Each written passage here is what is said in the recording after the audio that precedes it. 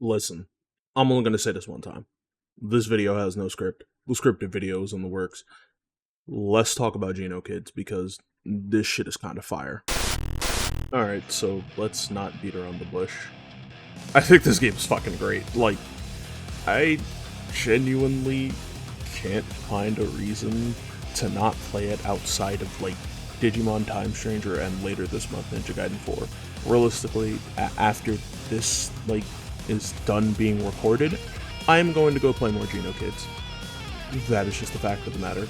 And to, like, give a brief rundown, Genokids is a game seemingly developed by two people who like Devil May Cry and Kingdom Hearts. Holy shit, I love those things too!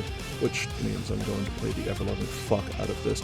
But, moving away from my obsession, I just want to point out that this game did have a Kickstarter and did reach, like, its goals, it got backed and everything. And while I would have loved to... Take a look. Do I really look like I have money? Yeah, like, I'm what the kids call extra fucking broke. Finding a job out here is not nice, which is why I'm an unsuccessful VTuber who talks about video games all the time. Yeah. But, seriously, the game deserves a lot of the respect and praise that it has right now from people who are playing what is essentially the early access version of the game. Genokids currently is in Act 1 early access for $20 available on Steam. That does mean later on it will have more content, so if you wanted to wait, I wouldn't blame you, but if you want to play it right now, go fucking buy it. The link to the Steam page is in the description. Don't fucking look at it like you weren't gonna go buy this. This shit is cool. Look at all this cool shit that's going on. So, let's just, like, talk about some of, like, the obvious shit. The game has a really good art style. Looking at 3D models for long enough, yeah, there's some weird stuff with the outline, but it's only shit you really sit there and stare at and notice if you're someone like me, so it's not bad. The music is really fucking good. The voice acting is pretty solid. Except for that one dude who was like, oh, my kids are a huge fan. I don't know, but that guy okay? Is he an alien? I'm pretty sure he's an alien, like he's working with the solar moons. Gotta be. Other than that, I think, like, the presentation of the game overall, from music to voice acting to character design, is really good. And this also bleeds into the hidden unlockables that you can find, like the Sword Machine skin from Ultra Kill, Kyrie from World of Horrors, this Luchador skin that I didn't use because Red has a knight skin with a scarf, and if the character has a really cool scarf, oops, now I gotta use it. Like, moving past that, I genuinely think everything about the game just looks visually appealing. Sound design could be a little bit better, but that's just my neurodivergent brain wanting everything to sound like BlazBlue Chrono Phantasm Extend, where slashes feel like you are literally bypassing air and space-time, and punching something just feels like you're crushing bones.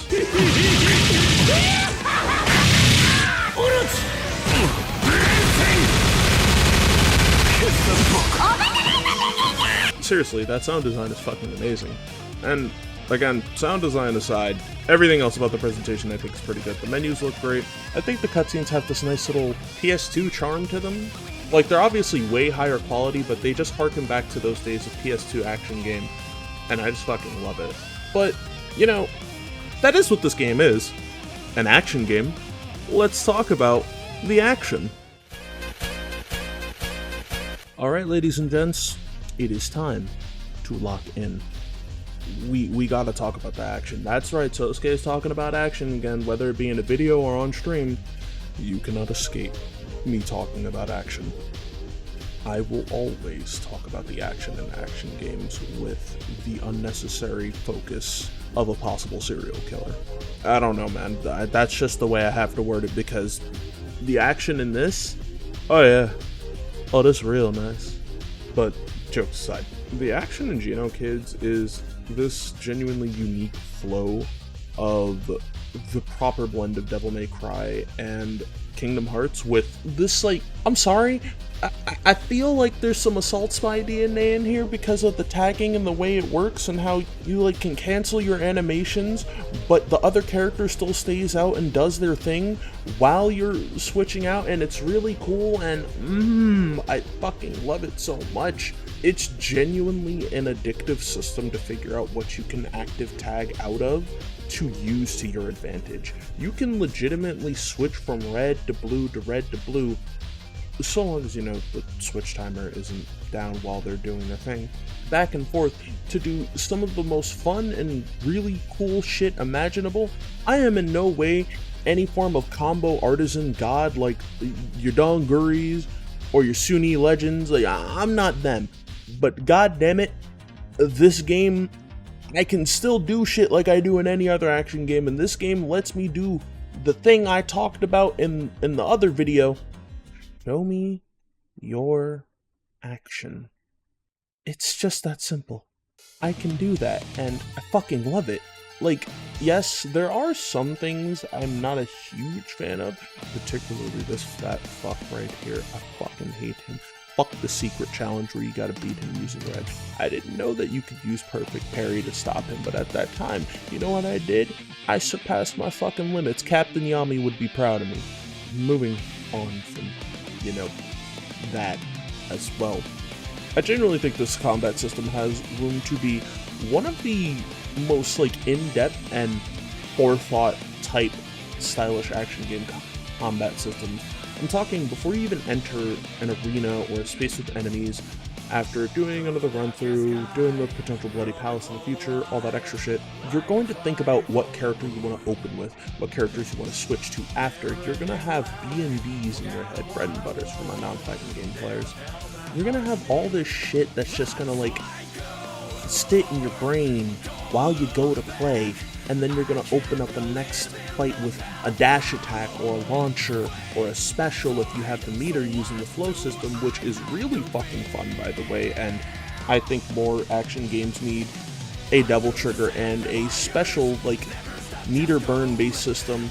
I mean, you can use inputs as well. I'm just saying, we'll talk about that part another time in another video or some shit or some bunch of, I don't know. The point being, there's so much to what you can use here that it really does create a unique experience that obviously follows some things that you've already played, but does it in its own way that I feel like truly drums up an excitement when you go to enter combat.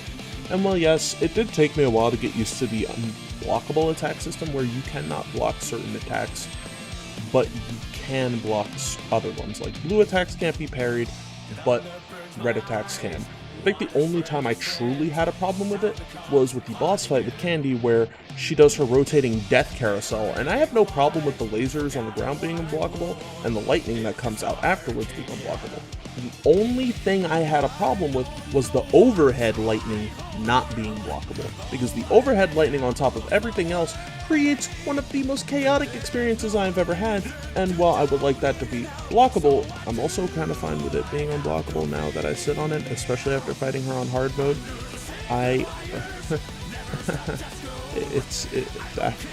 It's really fun for, you know, crazy people like me to sit there and just fucking mastered Ultra Instinct dodge my way through it all. It's so fucking good. Yeah, like, also, I don't know, man. To anyone else who has played the game, I can't prove it, but I think this game has a revenge value system. I just can't prove it for bosses, but I think it has a revenge value system. For those of you who don't know, revenge value is a system implemented in Kingdom Hearts 2 in which it prevents you from infinitely juggling bosses to death, and after a certain amount of hits using specific moves and specific orders, you know, prorate your combo and all that shit, they will pop out and do a revenge attack. And in some cases, if you push the revenge value too far, you can accidentally push them into a DM. But it's a scenario and a different set of circumstances and all that shit, so, you know, don't worry about that. I just wanted to point that out because, like, you know, it's like that, but again, I just can't prove it. Overall, I genuinely love this, like, combat system and everything it has to offer and what it will offer in the future, especially with me replaying Stage 1 over and over and over again to have access to all 4 characters. Seriously, dog, I don't care about playing an incomplete character for an early access game. If I can play like all those other stages right now, like everything from stage 2 to stage 7 right now, using yellow and green as they are, I'll take it. I don't care if they don't have taunts or flow moves or whatever. I will take it. I'll take it. Give it to me now. I'll play them as is, and it'll make the combo videos look even better. Trust me. Speaking of combo videos, yes, I will be slicing on some of this footage to make combo videos. You thought this was a fucking game? Nah, I'm in love. Anyways, I think that's all I really have to say about that. You know, this game is really fucking cool. And I hope everybody gives it a shot and plays it. With all that being said, I've been wandering so here. I want y'all to be easy, take care, have yourselves a damn good one, and of course, as always, stay gold. Jonah.